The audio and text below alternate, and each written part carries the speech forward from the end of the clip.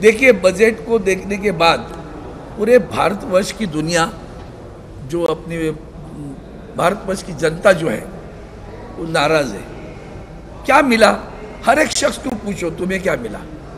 सबसे बड़ी समस्या महंगाई की है, कम हुई।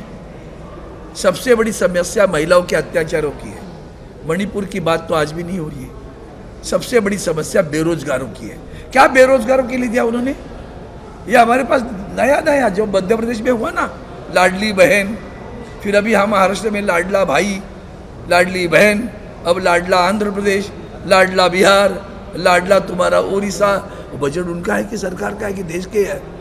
उस बजट में बाकी राज्य नहीं है, वही राज्य दिख रहे हैं जिनके सहारे हम तो तुम्हारे सहारे। वो सहारों को लेके, वो सहारों वालों को उन्होंने झुका दिया है, फिर भी उनको भी कुछ ज़्यादा मिला ऐसा मैं नहीं समझता। आंध्र प्रदेश को 15,000, वो तो चंद्रबाबू नायडू जी ने 1 लाख करोड़ मांगे थे, तो 15,000 करोड़ पे होगी। तो उसका मतलब क्या है? चुप बैठो, हफ्ते हफ्ते में देते रहेंगे, हमारे साथ रहते रहो। ये दोनों तरफ से दबाव तंत्र चालू है। बेरोजगारी की तो मतलब हाल ही में मुंबई में एयरपोर्ट में लोडर पद के लिए रिक्रूटमेंट एयर इंडिया ने घोषित कर दी। अब 30-40 हज़ार बच्चे 2,000 पोस्ट के लिए आए। आप सोचिए बेरोजगारों की हालत क्या है। कहाँ मुद्रा लोन मिलता है? मैं आप सभी चैनलों को मेरा आह्वान है, नम्र प्रार्थना है आपसे, जाइए बैंकों में, स्टिंग ऑपरेशन करते भी रहते हो ना, थोड़ा ये भी करो, पूछ लो भैया आपकी ब्रांच से कितने लोगों को मुद्रा लोन आपने दिया था, फिर पता चलेगा। सब झूठे वादे, वैसे तो जुमले पे ही खड़ी है भारतीय जनता पार्टी, उनकी नींव ही जुमला है, जुमले करते रहेंगे। मैंने अपने 10 सालों में इतना निराशाजनक अर्थसंकल्प, वित्त मंत्री का संकल्प कभी मैंने देखा नहीं। पहिली प्रतिक्रिया अशी आहे, खोदा पहाड निकला चुहा। त्यामुळे त्याच्यामध्ये काहीही, महाराष्ट्राला तर तोंडाला पाने पुसलेली आहेत अक्षरशः। मुळात हा अर्थसंकल्प इतका निराशाजनक, आपण माननीय अर्थमंत्र्यांच्या त्यांची बॉडी लँग्वेज पाहिली असती किंवा भाषण समाप्त झाल्यानंतर सभागृह असं तुटून पडतं त्यांच्या अभिनंदनासाठी, आज कोणी फिरकलं नाही। इतकं निराशाजनक बजेट अर्थसंकल्प त्यांनी सादर केलेला आहे। कुणाचा अर्थसंकल्प कळतच नव्हतं। म्हणजे कालपर्यंत आम्ही लाडका भाऊ लाडकी बहीण ऐकत होतो, आज नवीनच ऐकायला येत होतं, लाडका आंध्र प्रदेश, लाडका बिहार, थोडा थोडा लाडका ओरिसा पण, हे असले सगळे प्रकार सुरू होते। यांना किती वाकवलं हे मात्र नक्की दिसलं बरं का। फसवलं पण आहे त्यांना। त्यांनी 1 लाख करोड मागितले होते चंद्रबाबू नायडूंनी, 15,000 करोडात पुसून दिले पानं। मग याचा अर्थ काय? हप्त्याने देईन, बाजूला जाऊ नका, हप्त्याने देईन, पळू नका, हा त्याचा अर्थ आहे। आणि म्हणून या सगळ्या बजेटमध्ये कोणाला आशा वाटते बरं सांगा? त्या स्लॅबमध्ये सुद्धा म्हणजे अक्षरशः त्यांना स्वतःला सुद्धा ते मांडताना जीवावर आलं होतं। वार्षिक 14,000 रुपये फायदा होईल कुणाला? जी 0 ते 3 0 आहे, मग 5% आहे, मग 10% आहे, हे सगळं सर्वसामान्य माणसांच्या डोक्यावर वरवंटा फिरवण्याचं काम सुरू आहे। महागाईबद्दल, बेरोजगारांबद्दलची चेष्टा आहे ना, तिथं भयानक आहे। अग्निवीरनं ती सुरू केलेली आहे म्हणा, याच्यातही चेष्टा पाहिजे। मुद्रा लोन, माझं तुम्हा सर्वांना आव्हान आहे, तुम्हा सर्वांना आव्हान आहे, जा जरा बँकांमध्ये आणि कुठल्या तरी बँकमध्ये घुसा आणि त्या अधिकाऱ्याला विचारा, आतापर्यंत आपण किती मुद्रा लोन दिलं? 10 लाखाचं 20 लाख काढलं, 10 लाख दिलं का दाखव ना म्हणावं। कुणाला मुद्रा लोन मिळालं? स्टार्टअपमध्ये किती लोक सक्सेसफुल झाली आणि किती बेरोजगार झाली? बरं तुम्ही आत्ता ते आमच्याकडे ते लाडका भाऊ बिऊ काढलं ना, तसं काढलं आहे ते, त्यांना आम्ही 10,000 रुपये देणार, 15,000 रुपये देणार, कोणाकडे? महाराष्ट्राचा विचार करा, कुठे मॅन्युफॅक्चरिंग आहे दाखवा बरं। त्याच्या पलीकडे सांगतो, शिकला सवरलेला मुलगा असेल, पदवीधर असेल, कुठे नोकरी आहेत? बँकांमध्ये आहेत। परवा मुंबईमध्ये लोडर म्हणजे मराठी भाषेत हमाल, त्या पदासाठी मुंबई विमानतळावर जी गर्दी जमली होती ती कशाचंच होतं काय?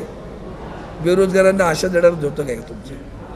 देशामधला यांचा स्वतःचा अहवाल, काल तो इकॉनॉमिक सर्व्हे आला आहे त्याच्यावर बोलेन नंतर, आता नाही, पूर्ण वाचलं नाही, अगदी भलामण करणारा. आणि दुसरा आलेला आहे की गेल्या 4 वर्षामध्ये कितीतरी वेळा लोकांनी सांगितलं बेरोजगाराचा दर या देशातला सर्वाधिक यांच्या काळात राहिलेला आहे. आणि म्हणून या बजेटबद्दल अतिशय निराशाजनक बजेट, चांगले शब्द वापरावे लागतात म्हणून बरं का. निश्चितपणे त्यांनी हे ॲक्सेप्ट केलं की हे सगळं आम्ही केलं तरी महाराष्ट्राच्या जनतेने आम्हाला ओळखलेलं आहे. महाराष्ट्राच्या जनतेनं भारतीय जनता पार्टीला ओळखलं आहे, फसवणूक करणारी पार्टी म्हणून ओळखलं आहे, पार्टी सुराख उपजणारी पार्टी म्हणून ओळखलं आहे, दिलेला शब्द न पाळणारी पार्टी म्हणून ओळखलं आहे. आणि म्हणून महाराष्ट्राची जनता त्यांना हाकलवणारच आहे. मग देऊन काय करायचं, नको, काही नाही द्यायचं महाराष्ट्राला. मला एक सांगा, नैसर्गिक जे काही नुकसान झालं वादळांमुळे, पावसामुळे, ते काय फक्त उत्तरेत झालं का, उत्तराखंडमध्ये झालं का, किंवा आंध्रात झालं का, तामिळनाडूमध्ये झालं, महाराष्ट्रात झालं? काही नाही, एक चकाल शब्द नाही त्याच्यामध्ये.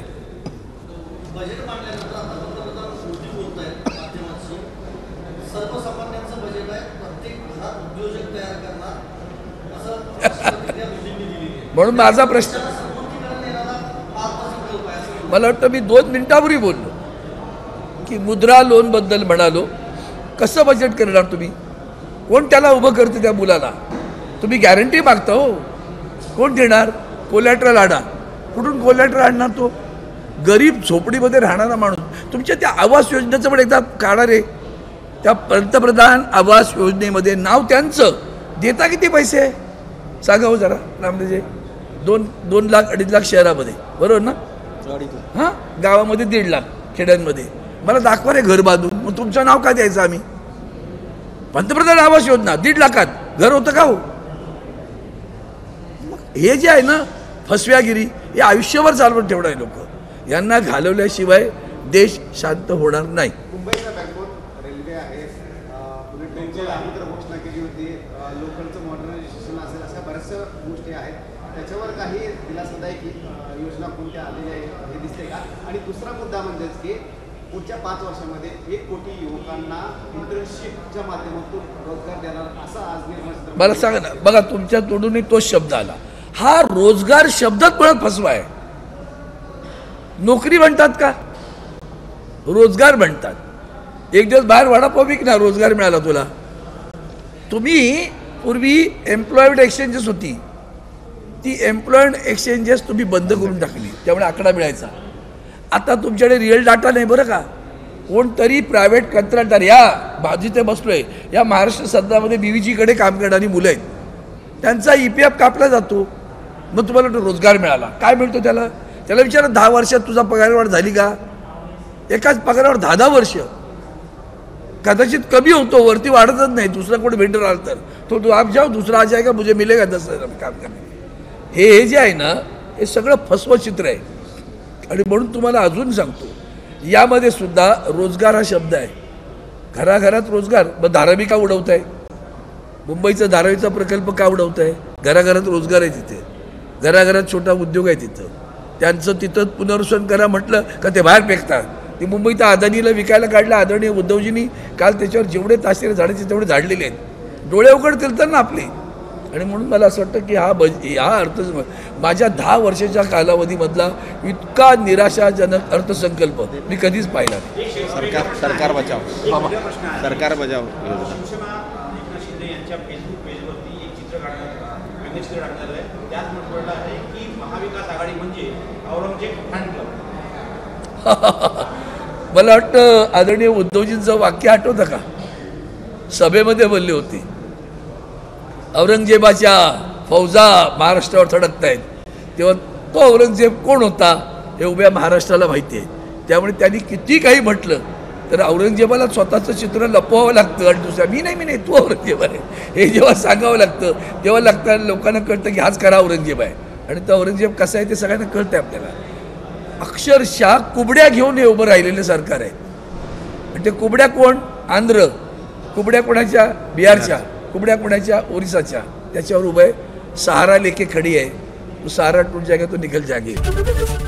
ABP माझा, उघडा डोळे बघा नीट.